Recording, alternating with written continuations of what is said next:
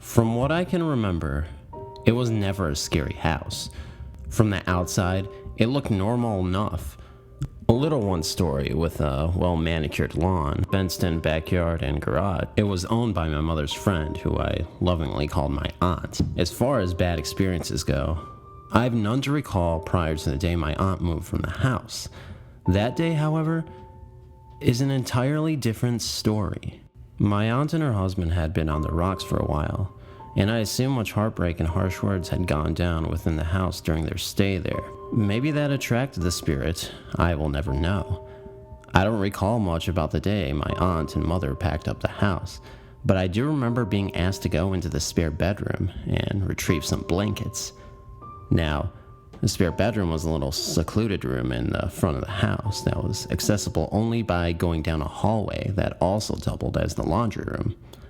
The washer and dryer sat in a closet, and above them was a little door to the attic. When I say door, it wasn't so much a door, but more of a piece of wood that sat on top of a square hole that opened up into the attic. I was far too little to reach this door. Even if I was to stand on top the washer and reach with my arms outstretched, it was impossible. You must remember that on this day, it was only me, my mother, and my aunt who were at the house. So imagine my surprise when I walked past the laundry to find the closet doors had been opened with the attic door ajar and light on. I had been in and out of the house all day and knew that not one person had been into the attic. My mother detests attics and my aunt won't be caught dead climbing up into one. So I found this all to be a little strange. I continued on my way to the room where I gathered the blankets and then headed back into the hallway.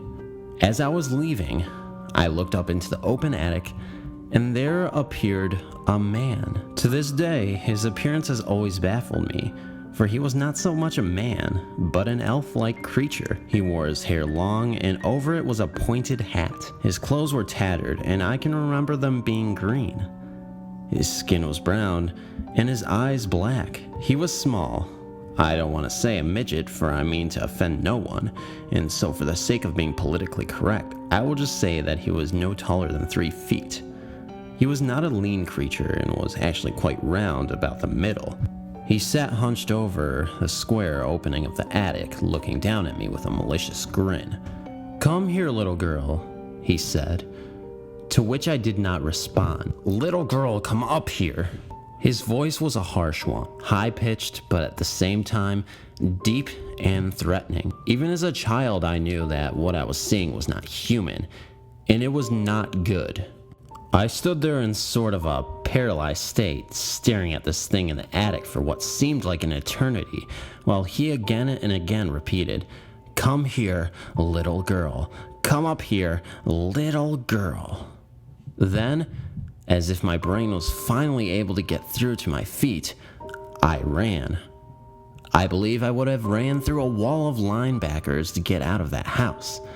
I could hear him laughing as I took off, a dangerous laugh, one that to this day will raise the hairs on my arms and neck. I told my mother and my aunt what I had experienced, and they just as immediately wrote me off as having an overactive imagination. After much pleading, I got them into the hallway, where lo and behold, the attic door was open and light still on. The little man I had described to my mother and aunt had vanished. It was obvious that I was not the one to have done this, being that I was not of the right height to even reach the door, let alone the light inside, which hung another 3 feet above the opening.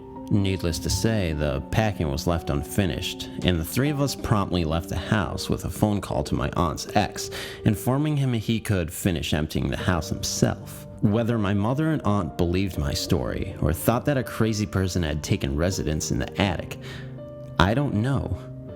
I was never, and to this day am not the type of person to make up wild stories. I am a much grounded person, but I know that what I encountered that day was a spirit, demon, or ghost, and it was evil. Very evil. Why it had never even showed itself until then, I can't say, but it came to me and has been a part of my memory ever since. It was my first and only experience with actually seeing an entity. I still get feelings of being watched, and I can always sense when I am not alone. but I've never ever again seen anything like that. Not even close.